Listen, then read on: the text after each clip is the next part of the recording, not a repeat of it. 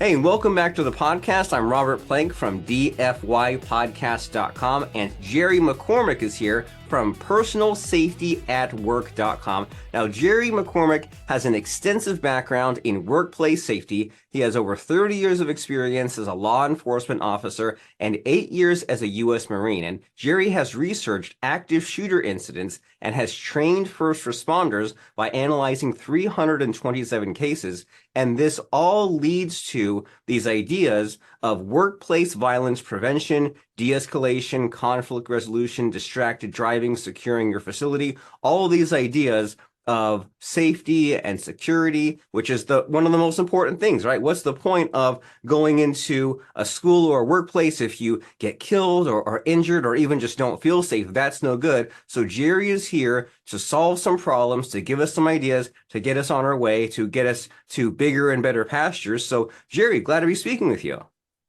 Oh, Robert, thank you for having me on. It's really great to have a conversation about people's safety, and a couple of tidbits we'll talk about today. Hopefully they can deploy them in their own lives, everyday lives. Because when we think about safety, it's kind of like an HR benefit.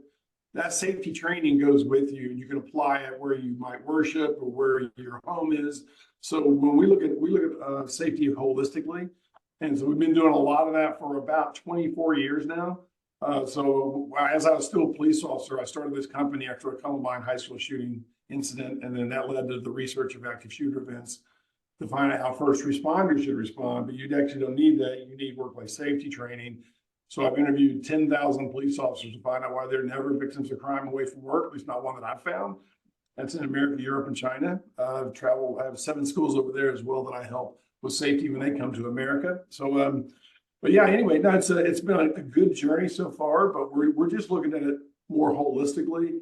And each one of those parts, as you mentioned, really are going to help somebody take a step in the right direction to live safer. And that sounds great because we all want to be safe, but then it's this weird subject where it's like you'd like to be safe and not have to think about it. And then you don't want to unnecessarily stress yourself out to the point where you're afraid to leave the house, you're afraid to go to the store. So is there a logical starting point for all this when you talk about these ideas like de-escalation and safety? Like, what do these things mean, or what should the average person be knowing or thinking about just in regards to all these ideas? Well, let me just start with the active shooter part of it. The Homeland Security and FBI actually have 2 different definitions. There's a lot of stats out there. It's not as common as people think. It's actually quite rare. It doesn't feel that way. You see it on TV. When it happens, it's absolutely terrible. But if you just look at the stats from 2000 to 2021, which is a 22-year period, FBI and Texas State University did research. I did too, but I'm using theirs. It's easy to look up active shooter research, FBI, but we had 434 active shooter events in that 22-year period. 1,203 people were killed during those incidents. So, I mean, gosh, not good. But during that same time, we averaged around 24,000 homicides in America, which comes to Chicago had 797. I think it was in 2002 or 2022, excuse me. And they really were just trying to get that number down. But anyway, so in that same 22-year period, 403,335 people were murdered or something else. Doesn't apply to the violence, and it doesn't domestics or fight calls. So it does occur, and when it does, it's terrible. But just we have to understand the context of safety, and it is incorrect to say that you should be doing active shooter drills because that's for first responders. You just need to be able to get behind a locked door.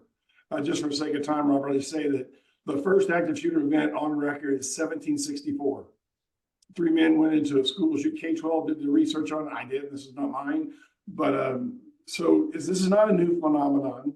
And so just understanding that don't bring that stuff into your workplace. Let somebody scare you. And then your safety journey is about it's going to happen versus in the unlikely event it does. You actually have more Mega Million and Powerball lottery winners than active shooter events on average per year. So it's just, we got to give it, you need to be able to get behind a locked door, though. That's one thing I can say. So if I was going to work or where I worship or wherever I spent my time with my family at the gym, I just want to know where a good locked door is, because there's only been one interior door breached in a school since 1764. Oh, so wow. If you just get behind a locked door, you're going to be a lot better safe. but more importantly is what are the steps we can take now? Like, how do we talk about safety in general? Just, so if we had somebody threaten us at our workstation, if we had somebody come into the business that are upset about service, they came to the loading dock and, they were doing something that just didn't feel safe. Trusting the instinct, having a conversation with your fellow employees or your bosses on how to deal with that. But that also includes de-escalation and conflict resolution and some really simple things you can do to secure your facility. People just want to scare you to death. And as an employer or an employee, I don't want that. You need to be empowered to take action and know the things you should do versus being fearful of things that just probably aren't going to happen anyway. That's very helpful. That it's a nuanced situation, and it's really easy to, with the marketing aspect, to lead with fear. It reminds me of like the red asphalt, right? When they were teaching about safe driving, and they had all the gory stuff on like the instruction video, just to say like, hey, you really need to learn how to drive really well, because if not, you'll get disfigured and you'll get decapitated. And that's a way to get attention. But then the attention stays on the danger and not necessarily on the solution and on the calmness and what you need to do. So that is helpful that you're saying that a school shooting is rare, and it's terrible, but we also should also be prepared on the off chance that it does happen, and kind of have a little bit of a plan. And it took me so long, like when I was a kid, you think that TV is accurate, right? On TV, if someone punches someone, then they get knocked out. It's a pause button, it's an off switch, they wake back up, they're fine. In real life, someone gets really hurt, and in real life, you punch someone, I mean, you're going to jail. And then also in TV, someone shoots you with a gun and hits your shoulder, and you're fine by the next episode. But in real life, I mean, the bullet, travels through many people. So real life is definitely different than TV, and human bodies are fragile, and we need to be really careful. So what do you, I mean, so when you go to these you do this training, right? And what are people's initial thoughts and perspectives? Is it like what I'm saying with like the unlearning TV, or like what you're saying where they're like overly panicked? Like, what's the starting point mindset when you talk to these people? Usually what happens, because the people, my business partners in the safety community who call me, they know of me from the active shooter research. So usually they'll go, and they know as soon as I get there, I'm just going to stop that right there. But it's like active shooter drills. Like that'd be the subject line, or active shooter training, and then I'll get to them and tell them some of the basics about why you need something to include active shooter, but there's so many more. There's a myriad of threats out there that we can do. We can find ourselves in that we really can just take some simple steps to avoid. But I'll go back to your driving analogy. So people, if they just simply mind the speed limit, don't change lanes a whole lot of times, make sure that you pull through the parking space or back in, because at least I'm based in North Carolina, and if you're backing, you're already a contributing circumstance if you get a wreck. And the other one is the most dangerous thing that the National Transportation and Safety Administration says the most dangerous thing you do is drink coffee, soda, or have food in the car. Because if you drop it, you're going to look down, you look back up, crash. So really, if you just knew those simple safety tips, and that's how we approach it, because people are going to remember small components of information, as well as just that made sense to me. Okay, decapitating, really dying from it makes sense to me that if I drop food in my car and I look down, I might get in a wreck. So Yeah, so you're saying that if we overload someone with the wrong information or a big long list, then it won't stick. But if you say, hey, here's some really basic practical tips, like I heard once that like a quarter of car accidents were DUIs and a quarter were from distracted like phone usage. So it's like, hey, don't do those two things, and it's not a guarantee, but it definitely hedges your bets. It's the low hanging fruit. You kind of can chop away on the pie chart your likelihood of things going badly or going well. And so you mentioned these ideas about like conflict resolution and de-escalation, and like talking to others and kind of getting the strength and numbers figured out. And so what sorts of scenarios, situations are there to be resolved, or like what do you kind of teach people as far as what to deal with? Well, I'll give you two examples. Thank you for that question. So what we usually find is if you need de-escalation training, you're in the problem already. It's not, it's going on around you. The person's acting behind in a way such they're telling you ahead of time with their body language and their verbiage that they're going to try to do something to you, threaten you, maybe even assault you. But if you can do if you can do conflict resolution skills, so like even if you're in distress, if I don't get in that sort of rabbit hole with you and go, okay, well, I'm going to yell back at you. My grandmother used a phrase, when you're arguing with a fool, make sure they're not similarly occupied. I always like that one. So Yeah. we just don't get in the hole with them, but we can help them get out of the hole. But so people oftentimes interchange conflict resolution and de-escalation.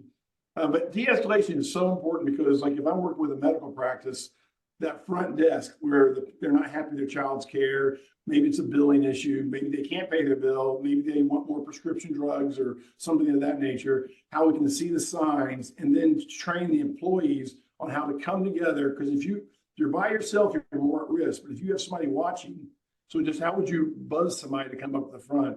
Or you're in a YMCA or any other athletic facility, not just Y's, that has a basketball court. And guys are playing basketball, and it kind of gets out of hand, shoving and pushing, and even at Y's or church camps, even. It's just, when you're actively going against each other in competition, you tend to, or threatening behavior, what have you. But having that ability to get workplace safety training in a way that's empowering, engaging, learn how to de-escalate if you're involved in it, learn how to maybe avoid it by conflict resolution skills, and then securing your facility. So being able to know how to lock a door, where you put cameras, where you put signs up, warning about the camera, like smile, you're on camera, just really going to change some behavior in people. So, and then distracted driving is just such an easy, low-hanging fruit because it's something we all do. And if we're just conscious of a few things, but we usually stay in 6 things in each one of our keynotes of corporate training, because just to your point you made earlier, as long as you can take a couple of nuggets away, share them with your loved ones, share them with your fellow employees, share them with the HR is giving you an HR benefits, kind of like my glasses. I got them out of HR paying for them, but I'm using them at my house now. So it's like, anyway, so it's just really being, and it's just paying attention. It's not fear-based. So once you have an incident happen, somebody was threatened, normally when I get called in, the incident's already occurred. And they're just trying to come back and, backpedal. How can I do something that might make my employees feel valued? But if you can just do a few simple things, and if I'll just give the patient care as the one example. If you're in the lobby of a doctor's office, you shouldn't be able to walk in the back where the patients are getting taken care of. You should be escorted. And it's good customer service, it's good security and safety. But if you walk in there by yourself, you might walk into a patient's room and they're not dressed or they're getting a procedure done. It just doesn't. You should really be one to have a process and procedures to give great customer service that will ultimately make you more safe in your work environment.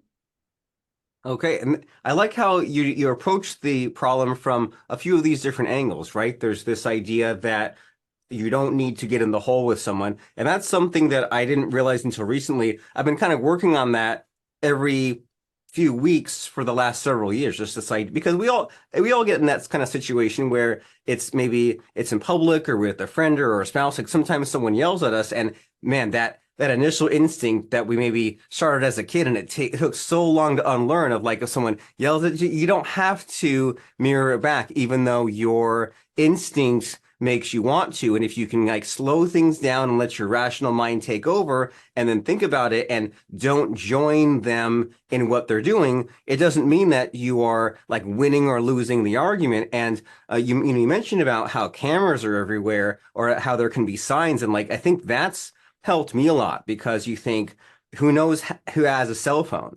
And who knows if you're doing something, and the cameras are small and the way up high, and there might be no one around, and there might be a camera that's catching you doing something, and law enforcement sees that, even though you think you're all by yourself. I mean, it's really not good. And so it seems like it's a good idea just to assume you're being recorded, and then you'll be on your best behavior, even if you know there's no way you're being recorded. Just act as if, because that's a much better way of just avoiding legal issues, money issues, jail issues, physical harm. It all helps. And then you're saying, so there's kind of that internal kind of way of living your lifestyle and your way of thinking. And then there's kind of the external processes. And these are some kind of just easily done, simple touches. And now from now on, whenever I go to like a doctor's office of some kind, I'm going to be now aware what you're saying of like, do they say to just walk through that door?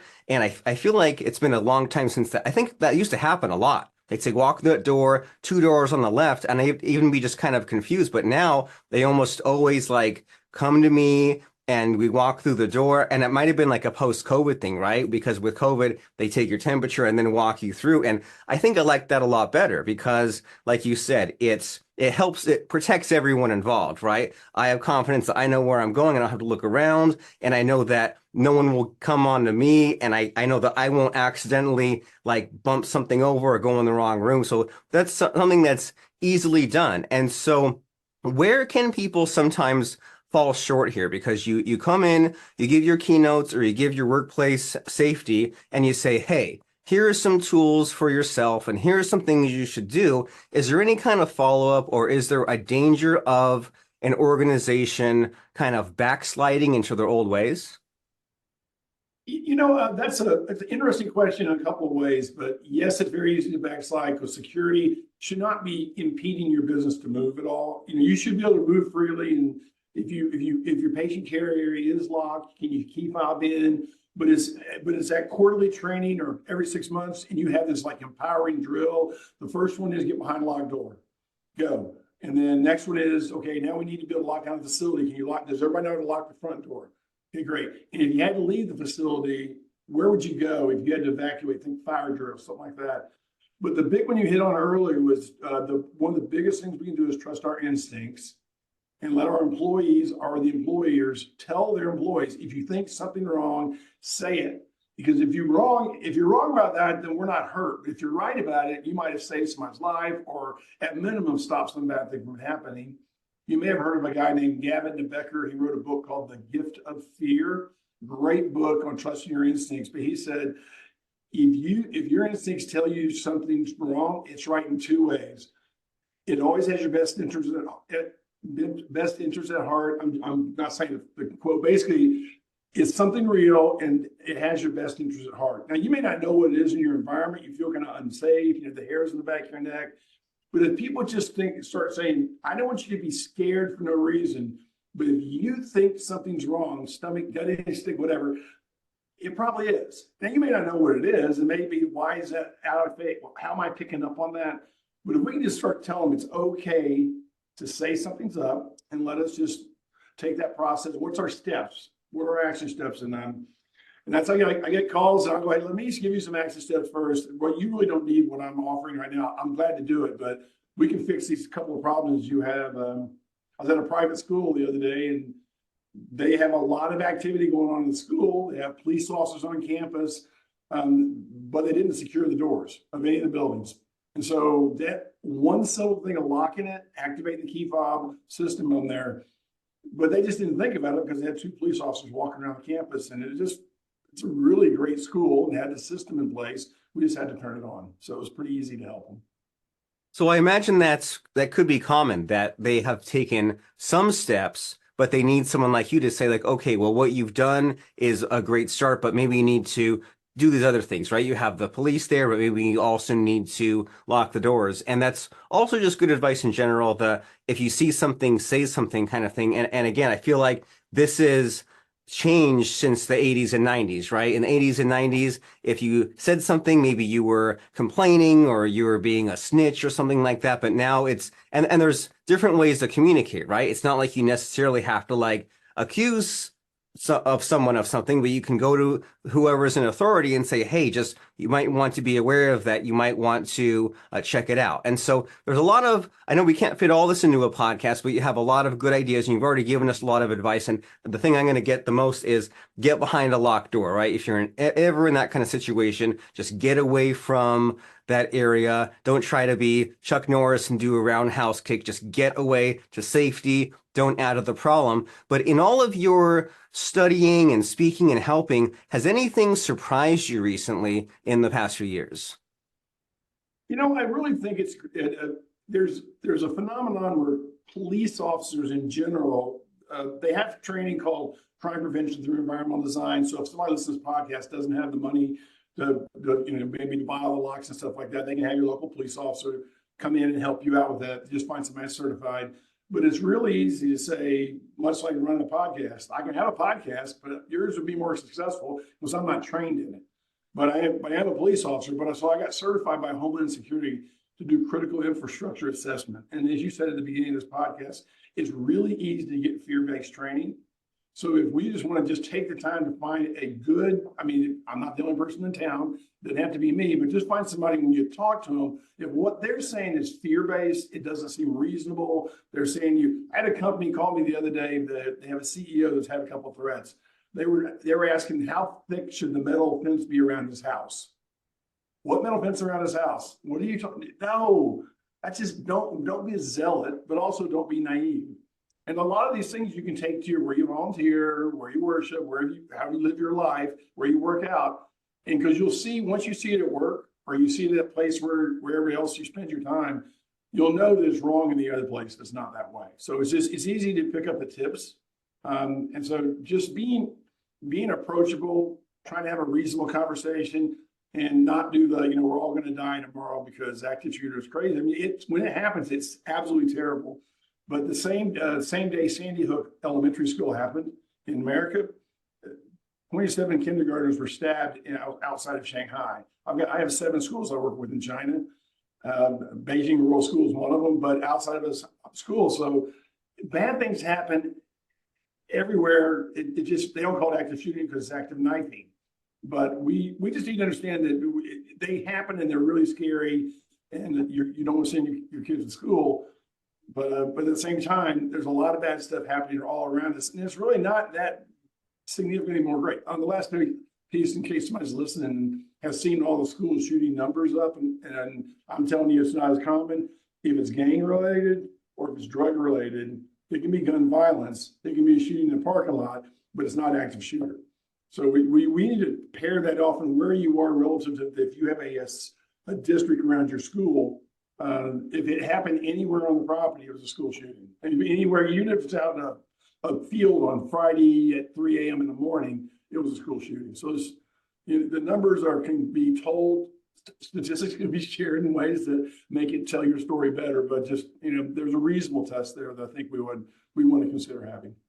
Yeah, it's good to be educated. And so that way, when you see one of these statistics, you can kind of compare it and look a little deeper. And so that way you don't get swayed one way or the other, right? You don't get fooled by the statistic and thinking that it's worse than it is or then it's better than it is. And like my 3-year-old son, I think maybe like 2 months ago, someone shot off a gun like 2 miles down the road, and a few months before, but it was like a couple miles away. And it was like good to know that happened, but also it's not a reason to panic because it is a scary world out there, right? And so this is all interesting and fun to think about. Well, not all fun in the way that we can feel better about ourselves, not fun in that the violence happens, but we don't have to live our lives in fear.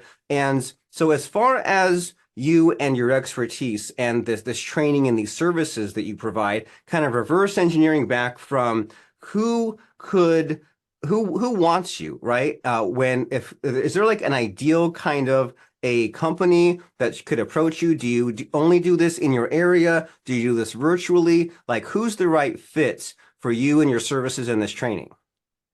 Oh, thank you for that. I wasn't expecting that question. So I train a significant number of medical practices across the United States. Those are really good. Pharmaceutical, I found that there's a lot more, in my experience anyway, in the pharma companies I've trained, they seem to have a little more reserved, more shy, less likely to be somewhere dangerous, but they're just not as aggressive, a lot of their employees. Any school, private mostly, because most schools have some kind of security group. And just corporate America. Anybody who just wants to live safer and have a conversation, I'll have a phone call with them and we'll start the conversation. We can go from there, even if it's nothing more than saying, this is what the things you want to tell your employee to look for, and we can do that. But no, it's businesses. I think the smallest company I trained was 3 employees, and the largest was 13,000. So across the world. That's right. And I've trained in 20 countries, about 1,700 talks, keynote lectures. So it's I don't normally say that, but since you're asking them, it's not limited here. I have 7 schools in China. Their kids, when they come to America, are 17.2% chance of being a victim of a crime, where most of our Americans would be something where around 2.3% chance of being victim of crime on college campus. So a lot of things we can do to help people live safer. And so I'm glad to have this conversation with you today. Yeah, and I'm glad that we had this conversation as well. It's great to kind of hear you do this whole range and you know your statistics really well. And then it seems like your approach is to say, well, hey, I'm Jerry McCormick and I'm certified in this. I'm not just making this stuff up. Don't teach based on fear. And you kind of teach like a few doable steps that can work now, that can solve the problem now, knowing that it won't all get solved overnight, that you can kind of figure out some of these conflict resolution, de-escalation, safety skills, and then kind of up your game over time and just be better, calm, and more aware of what's going on around you. And so that way you can just incrementally solve this problem, and hopefully you won't need to use it. But just like how we all wonder what would happen if we had to dive into a swimming pool and rescue someone, or if there was a burning building, it's good to at least have a game plan, right? It's good if you're in a workplace or a school shooting to know what's my plan, where's my exit, what am I going to do, where am I going to go. It's just good to have these things in mind, and that way you can get back to living life. And so if someone wants to start one of these conversations that we're talking about to help out with their workplace or security group at the school or whatever, what's the next step? What's the call to action? How does someone find you and contact you? Well, the easiest way to do it is go to my website. It's personalsafetyatwork.com. That's personalsafetyatwork.com. There's different, in the speaking section, there's flyers you get directly off, or my speaker one sheet. There's testimonials there so you can see that. We have some online training if you want that option. I think the thing, though, we want to look at this is not just one dimension. We want CPR training, too. We want you, I don't do that, but I got people that can get you that. Or we need an AFib, or not AFib, but the paddle things. AEDs, yeah. So, and then we have workplace safety, and then we have facility safety. We have de-escalation, we have conflict resolution. So if it's an HR group that needs some help with that, or a company in general, but I get asked 8 out of 10 times for de-escalation or conflict resolution right now. And I usually go back and train them on the workplace safety and distracted driving. But I think if you just try to look at it holistically, you're going to go a lot further than just saying, I need that computer training, which you don't. You need workplace safety training that covers that. So it's just, if somebody's reasonable, wants to talk about it, have a conversation, I'm happy to help them start their journey in this area. Wonderful. And there's just a million things out there in the world that want to kill you, right? You might have a heart attack, might have a driving situation. And so it's just good to know what the techniques are, because it's not just made up, right? You mentioned there's been decades of studies and all sorts of approaches, and we're finally living in an enlightened age where we have these kind of proven programs and tools, and it can be easy and it can be simple as long as you have this open mind and you listen to the training and you figure out what works in all these different situations that people like you have studied. So Jerry McCormick, personalsafetyatwork.com. And in these last few seconds we're talking here, Jerry, as we're winding down, I always like to ask my guest for a helpful quote or lesson just to really give us a final punch and send us on our way. So does anything come to mind to you as far as a helpful quote or lesson in any of these situations? If you think something's bad, it probably is. And if you think something's safe and okay, you're going to feel good about that physiologically. Bad people will tell you they're going to do bad things. They'll do it by their body language. They get too close to you. They actually talk on the phone. They look over at you. So if you just get used to what you're familiar with in your normal surroundings, when it starts changing, just trust your instincts. Bad people will tell you. And we live in a digital age where you're going to hear about this, like we were talking before we came on, all over. You hear anything happens around the world, you're hearing about it today on your phone or your smart device. So understand that is, it was still going on before you got a cell phone. It was happening in the 80s, it happened in the 90s, 2000s. So, but if you feel like something's not right, trust that. But we don't need Chicken Littles, and we don't need Clint Eastwoods everywhere. So or Chuck Norris, I guess. Yeah, well, you need to correctly parse the information, right? Because you have cell phones, you have a flood of information, but you need to not panic at the wrong things and be alert about the things that you should be alerting about. And so I love it. If a bad person will show you or tell you that they're bad just even by their body language. So be aware of that and ignore the noise that is relevant. But in the meantime, Jerry McCormick, personalsafetyatwork.com is the place to go. And thank you very much, Jerry, for a fun and enlightening conversation. Thanks, Robert. It's been a blast. I appreciate it.